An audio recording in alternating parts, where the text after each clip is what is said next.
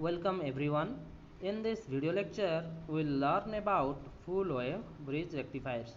As you see, this is the circuit diagram for the full wave bridge rectifier. Here, four diodes are used. Suppose the name of the diodes are D1, D2, D3 and D4. The load resistance R is connected here, where the output voltage V0 is calculated. The input voltage is given through the transformer. Here it is the primary winding of the transformer and it is the secondary winding of the transformer. Now input voltage is sinusoidal AC type, as you see in this plot, and the maximum peak voltage for this input is Vm. Now we'll calculate the output voltage V0 for the positive half cycles of input AC supply, and we'll also calculate the voltage V0 during negative half cycles. Now during positive half cycles of input AC supply, that is 0 to T by 2, as you see in this case the positive half cycle is from 0 to T by 2. This side of the circuits become positive and this side of the circuit becomes negative. So due to this polarity, the diode D2 becomes forward bias and D4 becomes reverse bias. As you see in this case, in the case of diode D2, P side of the diode D2 is connected to positive potentials, and N side is connected to negative terminals, and so it will become forward biased.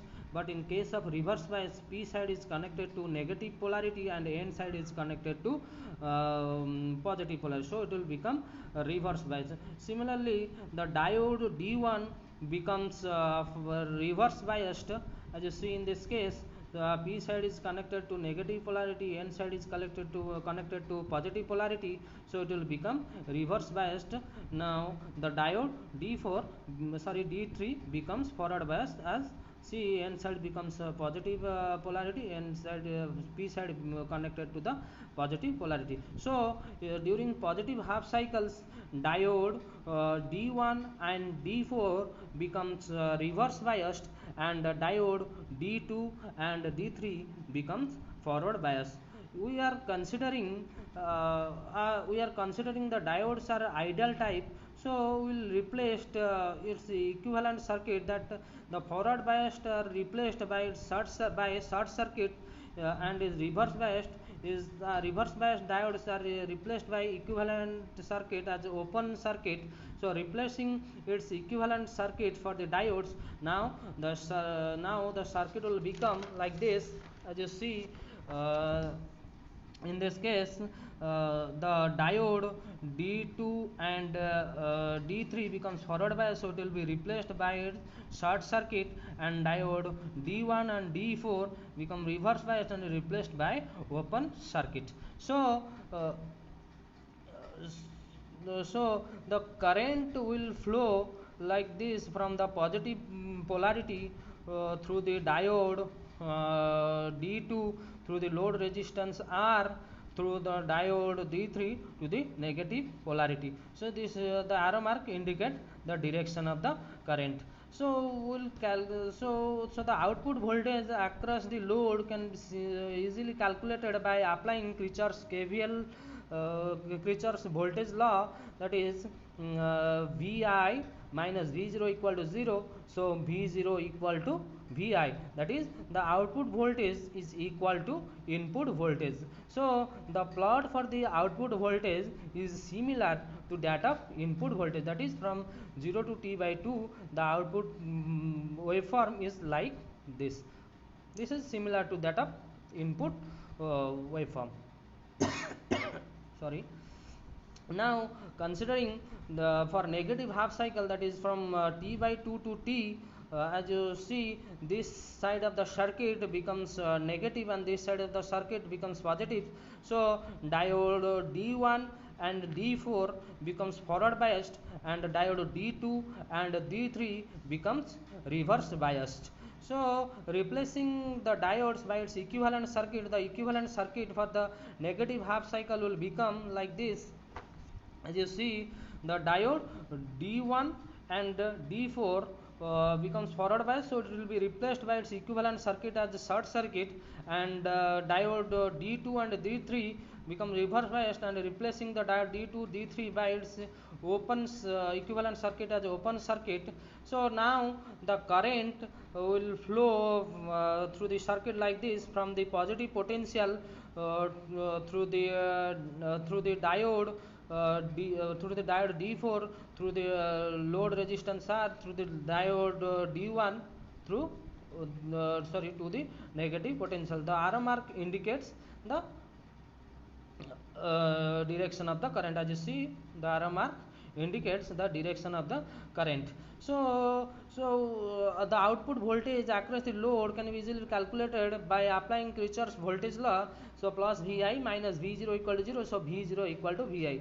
So the output voltage is similar to the input voltage, but the polarity of the input voltage is same as during positive half cycle, because the current flowing through the load resistance R from right to left for both positive half cycle and negative half cycle. So the plot for the negative half cycle, the output voltage is like this, that is similar to that of positive half cycles. The dotted waveforms represents that output waveforms during positive half cycles, and the solid waveform represent during the negative half cycles.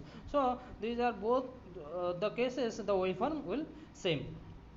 So now we'll plot the final input output waveform for the full wave bridge rectifier. As you see, this is the input waveform and the output waveform is similar to that of input waveform, and the polarity for the output waveform is same for the both the cases. That is for positive half cycle, and for negative half cycle the polarity of the output voltage is same, as the current flowing for the both the half cycles of AC supply through the load is from right to left.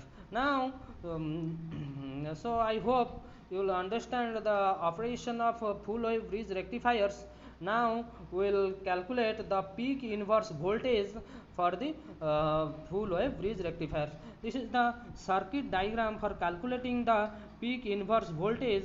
Now applying Kirchhoff's voltage law to the upper part of the circuit, so PIV minus Vm equal to 0, so PIV equal to Vm. So condition for the peak inverse voltage for full wave bridge rectifier equal to is PIV greater than equal to Vm. This is the condition for peak inverse voltage for full wave bridge rectifier, that is PIV is greater than equal to Vm.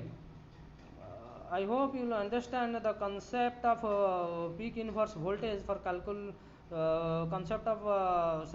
hope you will understand the peak inverse voltage in case of full wave bridge rectifiers, and also understand the operation of full wave bridge rectifiers.